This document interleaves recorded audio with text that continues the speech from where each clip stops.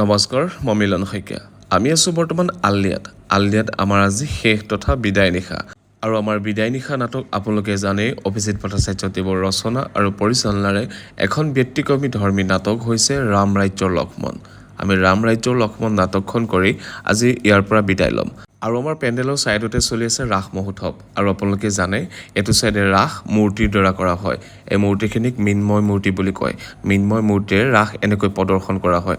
আমাৰ ফালে যেনেকৈ মানুহে নিজে অভিনয় কৰি ৰাস প্ৰদৰ্শন কৰে, এইটো ছাইডে ৰাস অভিনয় কৰি প্ৰদৰ্শন নকৰে। এনেকৈ মৃন্ময় মূৰ্তিৰে ৰাস প্ৰদৰ্শন কৰে। আমাৰ যেনেকৈ প্ৰথমতে অনন্ত শয্যাৰ পৰা ধৰি এনেকৈ কালী দমনলৈকে বা কংসবধলৈকে সম্পূৰ্ণ দেখায়।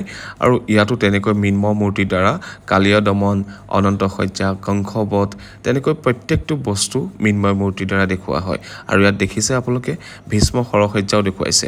আৰু এইফালে দ্ৰৌপদী বস্ত্ৰহৰণ, মানে সকলো ধৰণৰ বস্তু এনেকৈ দেখুৱায়। আৰু এইফালে সীতা আৰু এইফালে কুম্ভকৰ্ণ। ৰাসৰ লগত জড়িত প্ৰত্যেকটো চৰিত্ৰ ইয়াত মৃন্ময় মূৰ্তিৰ দ্বাৰা উপস্থাপন কৰা হয়। আমাৰ ফালে এটা মঞ্চত আমি মানুহে অভিনয় কৰি ৰাসখন উপস্থাপন কৰা হয়। আৰু কিন্তু এইটো ছাইডে প্ৰত্যেকটো ৰাসৰ লগত জড়িত প্ৰত্যেকটো চৰিত্ৰ এনেকৈ মৃন্ময় মূৰ্তিৰে উপস্থাপন কৰি ৰাসখন তৈয়াৰ কৰা হয়। এইফালে মই এবাৰ দ্বিতীয়বাৰ সেনেকৈ ৰাস চাইছোঁ, ভালো লাগে দিয়কচোন। ইয়াত ৰাসৰ লগত প্ৰত্যেকটো চৰিত্ৰ দেখুওৱা হয় আৰু ওপৰত লিখি থোৱা থাকে যে চৰিত্ৰটোৱে কি বুজাবলৈ গৈছে বা কি হয় চৰিত্ৰটোৰ নাম, তেনেদৰে সম্পূৰ্ণকৈ লিখি থোৱা থাকে। মৃন্ময় মূৰ্তি ৰাস কেতিয়াৰ পৰা কোনে এনেকৈ প্ৰথমবাৰ উপস্থাপন কৰিছিল, কোনোবাই যদি জানে কমেণ্ট কৰি জনাবলৈ নাপাহৰিব।